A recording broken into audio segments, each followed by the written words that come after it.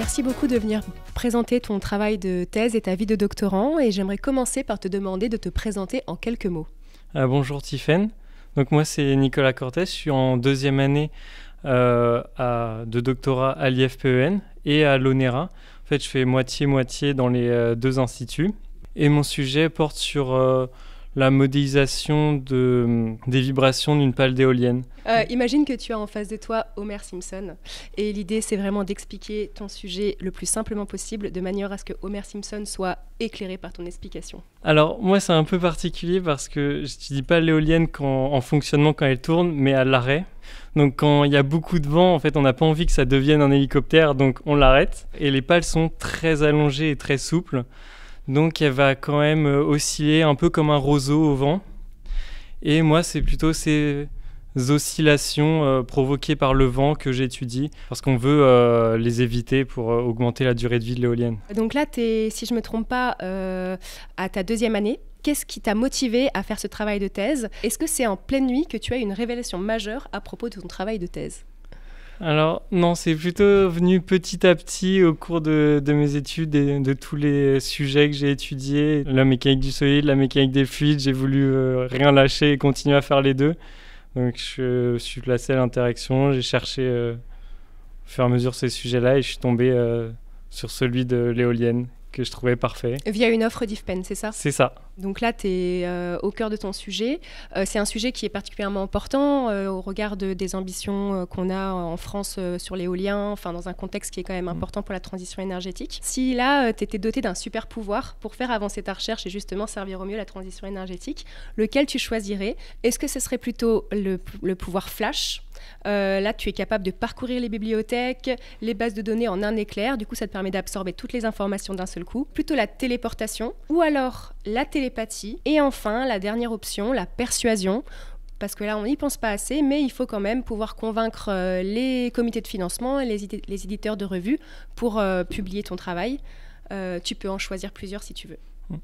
Alors, c'est vrai que le premier pouvoir flash qui permet de lire la bibliothèque très rapidement, il est vraiment très utile en première année parce que c'est là où on cherche le plus d'informations. Donc là, il y en a un petit peu moins besoin, même si faut toujours continuer à lire des articles parce que la recherche ne s'arrête pas, il en sort tout le temps et il faut se tenir au goût du jour. Mais moi, je pencherais plutôt pour la téléportation. Ça permet d'aller dans mes différents instituts, l'IFPEN, l'ONERA, le CNAM, l'éolien pour l'IFPEN, la modélisation numérique haute fidélité pour l'ONERA, et plutôt le côté expérimental et la compréhension très fine au CNAM. J'aimerais que tu nous précises comment tu relationnes avec ces encadrants. Vraiment, je propose des idées, puis après on les voit ensemble, on fait le tri, on avance comme ça petit à petit. Pour toi, en fait, ton travail de thèse, est-ce que ça se situe plutôt entre un marathon en solo ou une course de relais en équipe ? Comme ça, je dirais plutôt la course de relais en équipe. Vous connaissez le cyclisme, je pense que ça s'en rapproche encore plus. C'est vraiment, à première vue, on dirait que c'est une course solo sur énormément de kilomètres, comme le Tour de France. Mais en fait, ils sont par équipe et chaque équipier se place devant et protège du vent le leader.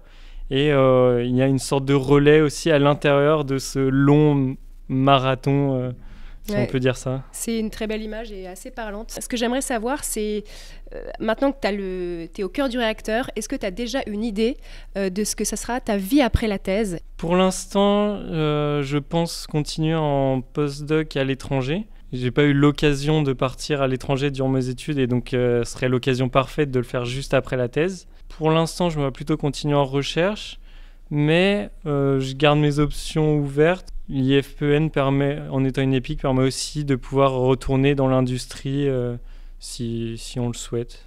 Tu te réserves un cocktail de possibilités, tu n'as pas encore décidé ce que tu allais boire. C'est parfait, ouais. C'est bien quand on peut faire ça aussi. Et j'aimerais terminer cet entretien avec toi en te demandant si tu avais un message à laisser à des futurs doctorants et des futures doctorantes qui potentiellement envisagent une thèse. Qu'est-ce que tu leur dirais, qu'est-ce que tu leur écrirais dans ce message pour qu'ils aient envie de venir faire un travail de thèse et pourquoi pas à IFPEN ? Moi, je dirais que La thèse, ça vaut vraiment le coup parce que c'est un des rares moments où on a le temps de rester 3 ans sur un sujet et d'aller vraiment en profondeur. À l'IFPN, l'avantage, c'est qu'il y a beaucoup de spécialités différentes.